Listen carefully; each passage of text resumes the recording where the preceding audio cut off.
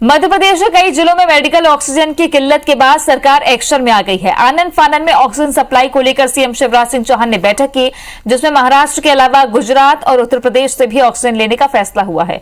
फैसले के मुताबिक प्रदेश में ऑक्सीजन प्लांट की क्षमता भी बढ़ाई जाएगी। होशंगाबाद के मुहासा में नया ऑक्सीजन प्लांट लगाया जाएगा। ऑक्सीजन का दुरुपयोग न हो, इसके लिए दिशा निर्देश भी जारी किए गए हैं। वहीं हर जिले में कोविड-19 कमांड कंट्रोल रूम सेंटर बनाए जा रहे हैं। मुख्यमंत्री शिवराज सिंह चौहान ने महाराष्ट्र के सीएम उद्धव ठाकरे से ऑक्सीजन की कमी को लेकर बातचीत की है। मुख्यमंत्री शिवराज ने कहा है कि सीएम उद्धव ठाकरे ने उन्हें संकट के समय ऑक्सीजन की सप्लाई नहीं रोकने का भरोसा दिया है। सीएम का कहना है कि कोविड मरीजों को ऑक्सीजन की कमी नहीं होने दी जाएगी। इसके लिए वैकल्पिक इंतजाम भी किए गए हैं। आपको बता दें कि देवास, जबलपुर, ग्वालियर, शिवपुरी समेत कई जिलों में मंगलवार और बुधवार को ऑक्सीजन की कमी की समस्या आई थी। किल्लत का सामना इसलिए भी करना पड़ रहा है क्योंकि एमपी की मेडिकल ऑक्सीजन की डिमांड छत्तीसगढ़, गुजरात और महाराष्ट्र पूरी करते हैं। लेकिन प्रदेश में अभी कोविड के एक्टिव केस 17,700 से ज्यादा होने के साथ 20% मरीजों के ऑक्सीजन पर होने और महाराष्ट्र से सप्लाई रोकने के चलते अचानक किल्लत बढ़ गई। वहीं कांग्रेस ने ऑक्सीजन की कमी को लेकर सरकार को घेरा है। हमने बाबई के मुहासा में आईएनएक्स कंपनी ने कहा था हम ऑक्सीजन का प्लांट डालेंगे, तो उसको स्वीकृति दी है, अनुमति दी है।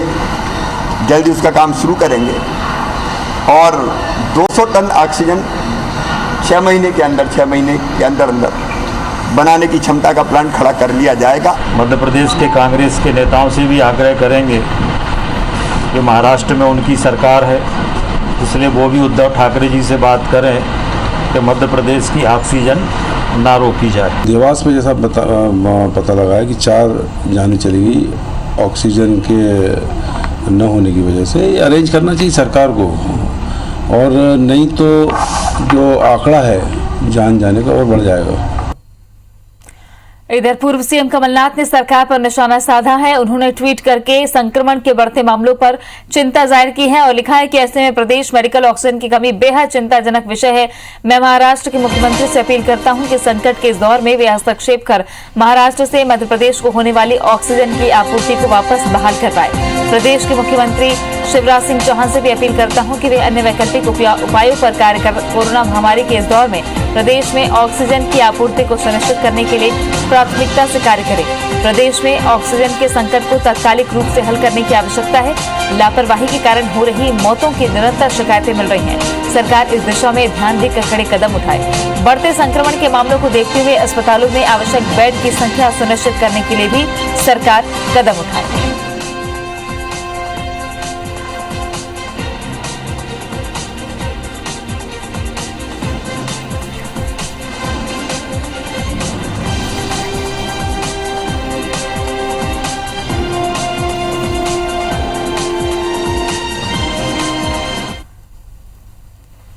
तो प्रदेश में ऑक्सीजन की किल्लत हो गई है, इसलिए क्योंकि महाराष्ट्र से आपूर्ति बंद कर दी गई है। और मध्य प्रदेश में इन दिनों जिस तरीके से, जिस रफ्तार से कोरोना संक्रमण के मामले बढ़ रहे हैं और ऑक्सीजन वाले जो मरीज हैं उनकी संख्या 20% से ज्यादा है, ऐसे में ऑक्सीजन की आपूर्ति करना एक बड़ी चुनौती बनी हुई है मध्य प्रदेश की सरकार के लिए। हालांकि मुख्यमंत्री शिवराज सिंह चौहान ने महाराष्ट्र के मुख्यमंत्री से बातचीत की है, ऑक्सीजन सप्लाई बहाल करने की मांग की है। इधर पूर्व सीएम ने भी महाराष्ट्र के मुख्यमंत्री से अपील की है। अब मध्य प्रदेश में 17,000 से ज्यादा एक्टिव केसेस के साथ 20% से ज्यादा ऑक्सीजन की जरूरत वाले मरीजों को आपूर्ति पूरी तरीके से कैसे की जा रही है, ये सबसे बड़ा सवाल है। बहरहाल मुख्यमंत्री ने कहा है कि ऑक्सीजन की कोई कमी नहीं होने दी जाएगी। उधर एक प्लांट लगाने की भी चर्चा चल रही है, विचार चल रहा है कि ऑक्सीजन का प्लांट मध्य प्रदेश में जल्द ही तैयार किया जाए।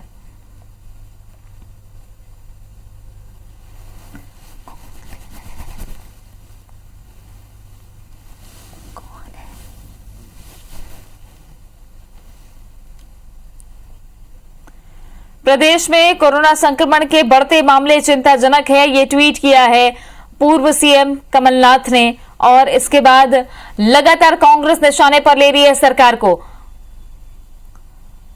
ऑक्सीजन की आपूर्ति बहाल रहे महाराष्ट्र से, इस प्रयास में सरकार लगातार है। मुख्यमंत्री ने भी महाराष्ट्र के मुख्यमंत्री से बातचीत की है।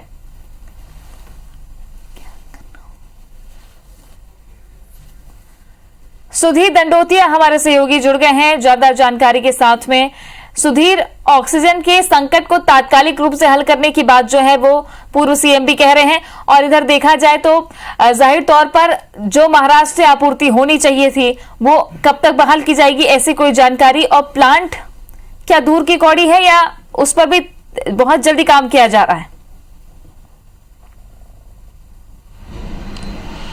देखिए तृप्ति, जहां तक प्लांट की अगर बात किया तो 6 महीने के बाद में सरकार ने 200 टन उत्पादन की बात कही है। होशंगाबाद के बावई के मुहासा में नया प्लांट जो आइनेक्स कंपनी के द्वारा लगाया जाएगा, इस बारे में सरकार की बातचीत हुई है, क्योंकि ऑक्सीजन बनाने वाली जो कंपनी है उसको लेकर सरकार की ये पूरी बातचीत है। लिहाजा अगर बात करें तो मध्य प्रदेश के ऊपर जिस तरीके से निर्भरता प्रदेश सरकार की बनी हुई थी, माफ कीजिएगा महाराष्ट्र के ऊपर, उसको लेकर आज ऑक्सीजन की सप्लाई जिस तरीके से रोकी गई महाराष्ट्र में, उसको लेकर मुख्यमंत्री शिवराज सिंह चौहान ने महाराष्ट्र के मुख्यमंत्री उद्धव ठाकरे से बात की और उसके बाद में आश्वासन महाराष्ट्र के मुख्यमंत्री की ओर से मिला है कि संकट के समय मध्य प्रदेश में ऑक्सीजन की सप्लाई नहीं रोकी जाएगी।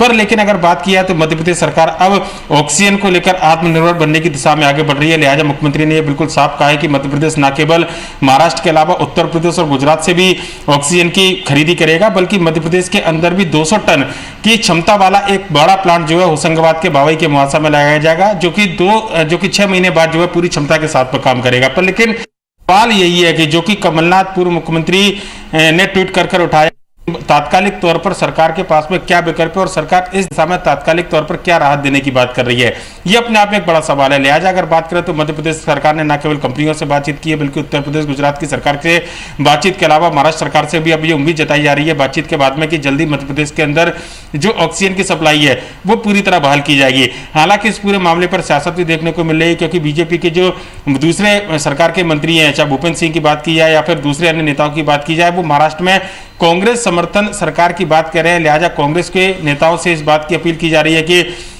वो महाराष्ट्र के मुख्यमंत्री से अपील करें कि मध्य प्रदेश की सप्लाई करें।